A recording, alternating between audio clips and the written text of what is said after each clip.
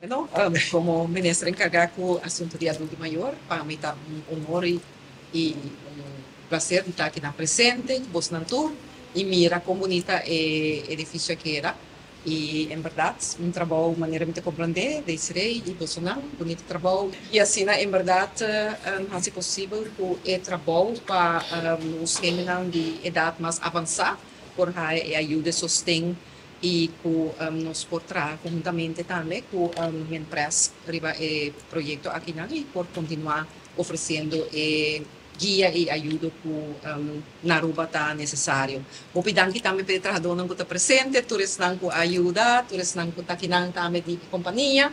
e em todo caso esforço comum vou chegar ao pileu que é o pidanki e eu passo a palavra para o pidanki na primeiro lugar, para nós,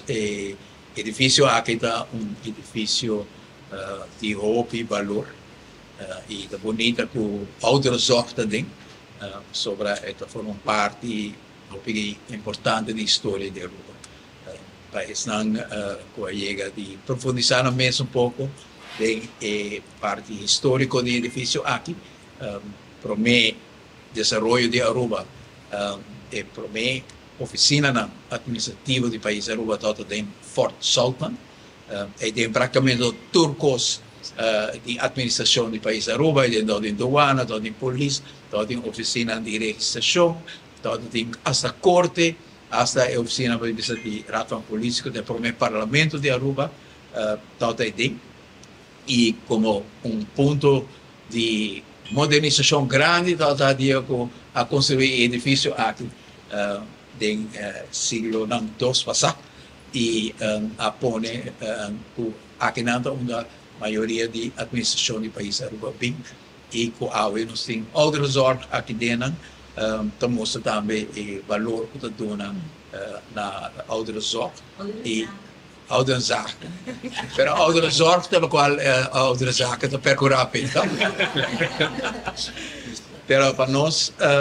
também é uma mostra de Kiko nosso monumento virou sua função a guia o processo aqui e foi de cocolício nós farão seguir todo dia e com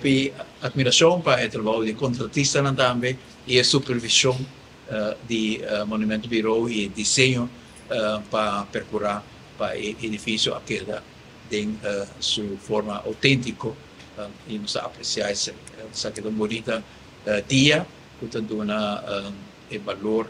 do edifício aqui estabelecimento assim importante. Senhor Rei, danke também com o time, danke na Turene, colega Herman vai atrás, danke e desirei danke também. Forte aplauso para Turca Trave.